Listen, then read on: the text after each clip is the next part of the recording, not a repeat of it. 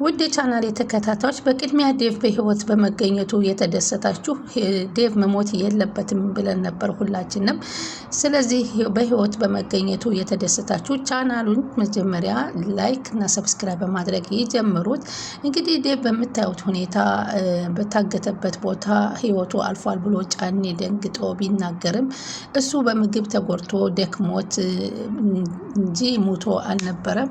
ሆኖም ግን አጎትየው እንዴት አንተ በእንተን ዝላልነት ነው የሞተው፣ እንዴት የት ነው ምን አድርገው ነው በማለት እንግዲህ ሄዶ ባለበት ቦታ ላይ አግኝቶታል ማለት ነው። በዚህ አጋጣሚ ደግሞ አባቷ አዴም ሆነች እህቷ አባታቸው የት እንዳለና የት እንደደረሰ እንኳ እስካሁን እንደማያውቁና አባታቸው ያለበትን ቦታ ሁሉ አጎታቸው በትክክል አስረድቷቸዋል። አሁን አደይ እንግዲህ ወደፊት እጣ ፈንታዋ ምን ይሆናል የሚለውን እንግዲህ እየተከታተልን እንሂድ። እንግዲህ አጎትየው ሄዶ ሲያየው በጣም ነበር የደነገጠው። አንተ ጫኔ ምንድን ነበር ያደረከው? ምን ጉር ነው? ምንድን አድርገው ነው ይሄንን የከተማ ልጅ እንዴ ያዝ እንጂ ግደል ተባልክ እንዴ ስለው እኔ መቼ ነካሁት? እኔ የከተማ ነገር ምን አውቃለሁኝ? ምን እንደሆነ እንደተዘረረ አላቅም አለው። አንተ እንዴት ታደርጋለህ አለ ያደይ አጎት። እንዴ አሉና ትክ ብለው አዩትና ሲመለከቱት አይኑን ገለጠ ጊዜ ነቃ። ነፍስ ዘራ አለ ጫኔ። ዴቭም ቀጥ ብሎ አየ። ተመስገን አምላኬ አለ ጫኔ። እንደው በዛው ሞቶ የተገኘ እንደሆነም አብሬው ከጉድጓዱ ነው የሚከቱ ብዬ ፈርቼ ነበር። ተመስገን አለ ጫኔ። አንተ ሰው አለው አጎትየው። ለምን የታዘዝከውን ጠንቅቀህ አትሰራም? ደግሞ ሞተ ብለህ ማስወራት ጀመርክ እንዴ ጫኔ አለው። እኔ ምን አስወራለሁ? እንደዛ ከከብቶቹ እኩል ሲቧረቅ የነበረ ድንገት ተዘረሮ ሳየው ምን ላድርግ ብለህ ነው አለው ማለት ነው። እንኳን ፈርቼ ነበር፣ እንኳን ነቃልኝ። እንኳን ከዛ ጓደኛ ከርፋፋ ጓደኛ ጋር ስትንከረፈፍ ይህንን የከተማውን ከተማ እንዳይገባ ጠንቀቅ በላለው። ዴቭም ኡፍ ብሎ ከኔ ምንድን ነው የምትፈልጉት በማለት ሲጠይቃቸው ጠንቅቀ ታውቃለህ፣ የኔ ጨረቃ የማንም የከተሜ ሰው ሲያገባት ዝም ብለን ማየት አንችልም። ገና ምን አይተህ አባቷ ሲመጣ እየገረፈ አንተን ሱሪህን አስወልቆ ነው የሚሰድህ። እኮ በምን ጥፋቴ አለና ዴቭ ተጠየቀ። ከዛ እዚህ ድረስ ይዞ መምጣቱ ለኔ ምን አስፈለገ በማለት ጠይቃች። ከኔ ምንድን ነው የምትፈልጉት በማለት ጠየቀች። ፍላጎታችሁ ምንድን ነው? ካንተ ደግሞ ምን እንፈልጋለን አለ አጎትየው። አደይ ይልቅ ነፍስህ ሳይወጣ በፊት አንተ ጫኔ ምግብ ስጠውማ፣ ቶሎ እንጀራ ስጠውና ምግብ ይብላ። እንደዚህ እየወሰደ የሚመልሰው ልቡ የሚያደክመው ረሃቡ ነው። አደይ እስከምትመጣ ድረስ ጠንቀቅ ብለህ ጠብቅ በማለት እንግዲህ እንዲጠብቅ ሲነግሩት እሺ ግድ የለም በልበሩን ዝጋው በማለት እንግዲህ አጎትየው ተሰናፍተው ይወጣል። ወይ ጉዴ እንደው አንተ ልጅ እንደሞትክ ብዬ እንኳን ነቃህልኝ፣ እንኳን መኖር ደጉ እንኳን ነቃህልኝ። አንተ ባትነቃ እኮ እኔ እኮ ትልቅ ጣጣ ውስጥ ገባ ነበር። አንተ ደግሞ ምን አደረግክ አለ ዴቭ ያላየውን። ኧረ እባክህ አንተ መንቃትህ ጥሩ ነው። አንተ ነህ ያስወገድከው ተብዬ እኮ ጣቱ መቀሰሩ ወደ እኔ አይቀርም ነበር። ግን በል ምግብ አመጣልሃለሁ፣ ምግብ ትበላለህ በማለት እንግዲህ ዴቭን ምንም ምግብ አልፈልግም፣ ምንም መመገብ አልፈልግም ማለት ግን ለምንድን ነው እዚህ አምጥታችሁ ያሰራችሁ በማለት ጥያቄ ሲጠይቅ መጣሁ ቁጭ በል በማለት ሄደ። እንግዲህ ዴቭ ለምንም እንኳን እንዳመጡትና ምክንያቱን ባላወቀው መንገድ በዚህ ቦታ ላይ እንግዲህ ምግብ አልባ ሆኖ በገመድ ተጠርቦ ታስሮ መቀመጡ በጣም የሚያሳዝን ነው። በዚህ ላይ እንግዲህ ደግሞ አበበ ደግሞ ከሄለን ጋራ ገጠር እሷን ለማምጣት ገብቶ እኔ ምልህ አበበ አላጎቷ በዚህ ቀይ ምን ልታደርግ መጣህ? አላማ ምንድን ነው? ይኸውልህ መስፍኔ እኔ እኮ ምንም ሳልናገራት ነው የመጣችው እኮ ሄለን። ቆይ ትንሽ አታፍርም ወይ አለች ሄለን። እኔን ጥፋተኛ እያደረግከኝ ነው? ኧረ እባክሽ ሰው ዝም ብለሽ አታስጨንቂ ሂሉ አለ። የሄለን ጉዳይ ሆንም ስትል በምላስና በጉልበት አሻፈረ ብለህ ወስደህ ከተማ አስቀመጥካት። ኧረ አይደለም አለ።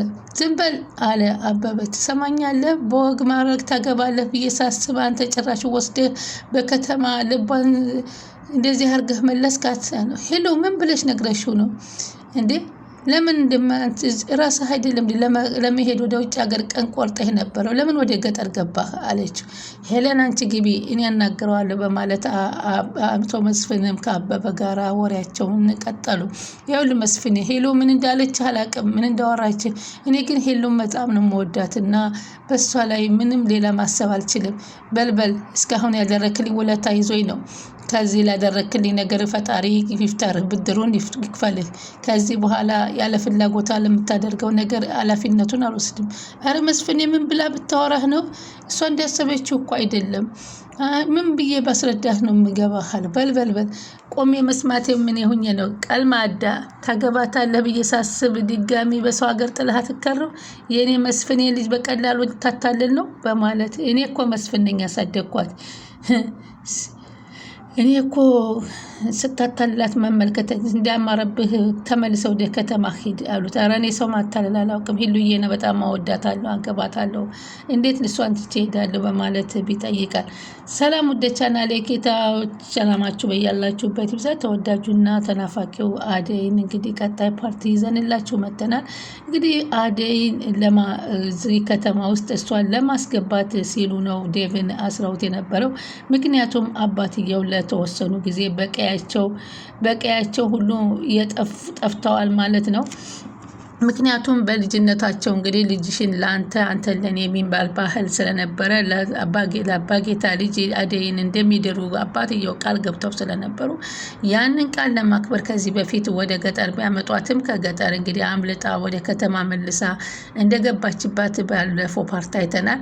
ስለዚህ በዛ ምክንያትም እንግዲህ አሁን በዚህ ምክንያት እንግዲህ አደይ አባቷ እስካሁን ድረስ በሰውየው ታግተው መቀመጣቸውን ብርሃኔን ብትሆን አታውቅም ነበር። ከዛ ብርሃኔና አደይ አንድ ላይ እየሄዱ ለመሆኑ ግን መሞቱን በትክክል አይተሻል ብላ ስትጠይቃት አይ ሰምቻቸው ነው። ተመለሺ ብርሃኔ አለቻት። አንቺን ካገኙሽ ይይዙሻል፣ እባክሽ አደይ እህቴ ተመለሺ ስላት አሁን ስለ ራሴ እኮ የሚጨነቅ መሰለሽ? ዴት እንዳለ ሳላውቅ እኔ በፍጹም አልመለስም ስትል ለብርሃኔ ትነግራታለች። እሷ ግን አይተሽዋ ሲያወሩ ነው የሰማሁት እንጂ አላየሁትም መች፣ ስለዚህ እኔ ሄጄ እጋፈጣለሁ ብላ ዘወር ስትል አደይን አበባ እያሉ አጎትየው መጡ። አጎቴ አለችው። ምን ነው አደይ አላት። ዴቭ አለ። አቤት አቤት አባቴ የተወደቀ ብለሽ ማትጠይቂ ዛሬ ዴቭ ብያ የከተማ ሰው ብለሽ ከንፈሽ መጣሽ። ከዚህ በላይ መታገስ አልችልም። ዴቭ አለ አጎቴ። አንቺ ከመጣሽ ደግሞ በሰላም ወደ መጣበት ይመለሳል። እንኳን አንቺ መጣሽ ታውቂያለሽ፣ እኔም አባትሽም ከሰው አንደርስም፣ ወደ መጣበት ይመለሳል። እንኳን አንቺ መጣሽ። እውነት ግን ዴቭ አለ አንተ ጋ ነው? አዎ አለ። ታዲያስ ወዴት አባቱ ይሄዳል አሉ። ምን መሄጃ አለው? ዴቭን አግኝተዋል? አባት አይተዋል? አጎቴ ያለች ብርሃኔ። ብቻ ይሄ ጫኔ ሞቷል ብሎ አስወርቶ እንዳይሆን አሉ። ሞቷል ብላ ስትል ምን ይሞቷል? ደካክሞ አይኑን ሲጨፍን ሲያዩ የሞተ መስሎት ጫኔ ደንግጦ ነው እንጂ ምን የሱ ነገር መቼ እንደሚሆንለት አላውቅም። ግን ለምንድን ነው ሁሉ ነገር የተፈጠረው አለች። በሰው እንዳይሰማ ዝም በይ አሉ አጎት።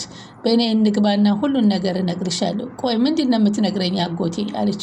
ለምን እንደዚህ እዚህ ሀገር እንድትመጪ የተደረገው ስለ አባትሽ ሁኔታ እንዴ አለ ብርሃኔ። አባቴ ምን ሆነ? አባቴ የሆነ ነው ነገር አለ? መቼ ጠይቀሽ የምታውቂውን ነው አሏት አጎቷ። መቼ ግድ አላችሁ ለአባታችሁ? ምንም ቢሆን እኮ አባታችሁ ነው። አንድ ቀን እንኳ ወዴት ሄደ ምን ሆነ እንኳ ብላችሁ አትጠይቁ? አሁን ስለ አባዬ ሳይሆን ስለ ዴቭ ነው የምጠይቀው። ዴቭ ደህና መሆኑን ሳላውቅ ወደ ማንም ቦታ አልሄድም አለች አደይ።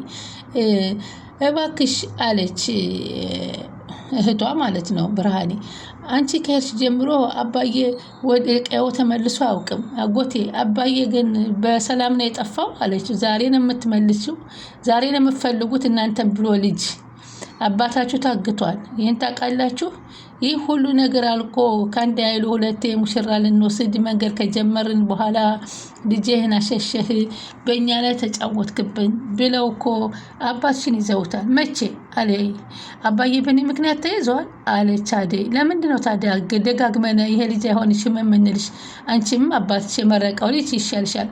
አባቴን አስገድዶ ከያዘው ጋር ነው እኔ ትዳር እንዲመሰርት የምትፈልገው አጎቴ?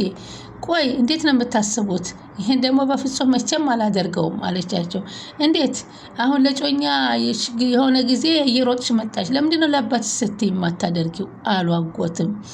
እሱን ወደ መጣበት እንመልሰዋለን። አንቺ ወደ ቤት ግቢ አሉ። እኔ ዴቭ ደህና ሆኖ በትክክል ሊያውና ነው እንጂ ሰላም ሳልሆን አላድርም።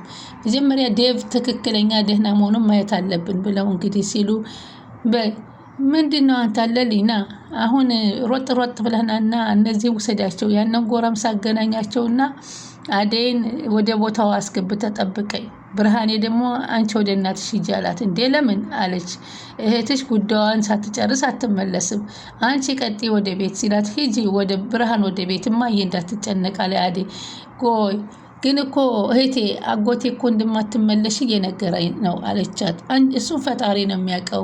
ከመጀመሪያ እስኪ ዴቭን ትክክለኛ ሊየው በማለት እንግዲህ አደይን ወደ ዴቭ ብርሃኔን ወደ እናቷ እንዲሄዱ ያደረጉበት ምክንያት አደይ ከዴቭ ጋር ከተገናኘች በኋላ ያው በምትኩ አደይን አግተው ይዘው ዴቭን እንግዲህ ወደ ከተማው ለመስደድ ነው።